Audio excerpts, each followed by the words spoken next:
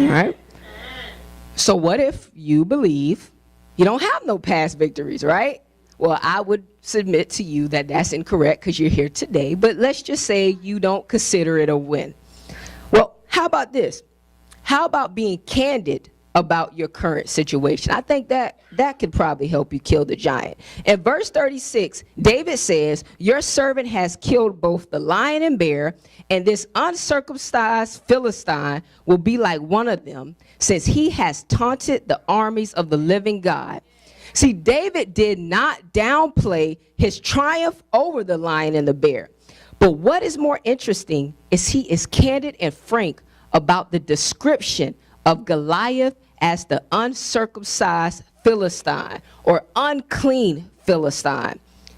Talk about a lack of PC, okay? See, the Philistine nation has made frequent invasions against the Hebrews. They have been very hostile toward God's chosen people.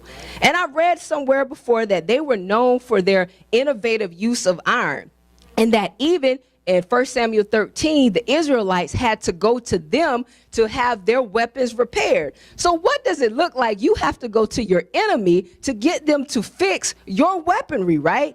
No wonder why there was fear that was ignited into Saul and to the Israelites' heart. They saw Goliath's stature, his outer appearance, and his reputation. But David saw him for what he was really standing for, an uncircumcised Philistine. See, David more accurately described him. The special meaning of circumcision can be seen in Genesis 17. God changes Abram's name, promises to make him a father of the nations, and establishes an everlasting covenant between he, Abraham, and Abraham's offspring. Circumcision is a permanent sign and a reminder to the people of Israel that God has chosen to create a covenant with them. So with all that history, I hear David saying, yes, he's a soldier. Yes, he's older and skillful. Yes, he's well equipped. However, he is not in relationship with our mighty God. He was candid about calling Goliath exactly what it was. I'm gonna put a plug here. Pastor talked about speaking truth and in wisdom. So let's talk about this thing called sexual liberation for a moment. This is a huge giant nowadays, right? It's actually being glorified today. This is a time, I remember a time where you had to watch certain things after midnight on BET and HBO that right now, when my grandma see it, she's pretty embarrassed about these things. And it's not just the young folk. We just had a lecture that STD rates have been on a rise in nursing homes, okay? So this thought process of having fun and being free is very real. But we are challenged today to call sexual liberation, this giant, what it really is. It is lust and it is sexual immorality. So being candid about it helps us to identify what it really is. Thus, it will remind us of what God says about it. God tells us to flee from sexual immorality. Sex is normal. Sex is beautiful. At the end of the day, my conviction is that it's reserved for y'all married folk, okay? So call the giant exactly what it is. It is sexual temptation. Therefore, we are also reminded that no temptation has overtaken us that is not uncommon to man, all right? God is faithful. He will not let you be tempted beyond your ability.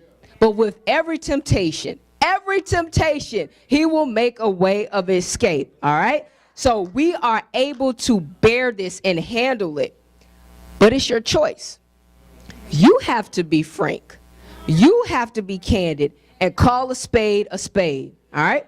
That is the only other way you're able to kill that lust giant, all right? So lastly, you've considered your past victories. You've decided to be candid, or you just can't be candid about your situation. You have nothing else but to be confident in your God. That last verse, verse 37 says, and David said, the Lord who delivered me from the paw of the lion, from the paw of the bear, he will deliver me from the hand of this Philistine. And Saul said to David, go, and may the Lord be with you. It is just his conviction that God saved his life in the face of the lion and the bear, that he will also save his life in the face of this giant. Now, the confidence is not in his skill set. The confidence is not even in the fact that he was anointed as the king several chapters ago. The confidence is all in the covenant that was established by God centuries before. So I briefly mentioned the Israelites' covenant was, but let me explain a little more in detail. Classically, a covenant was made between two unequal parties. The stronger one was promising to protect and help the weaker one in return for some sort of treaty or service. In the ancient custom, the cutting of animals into two parts, with the contracting parties passing between them, solidified this covenant.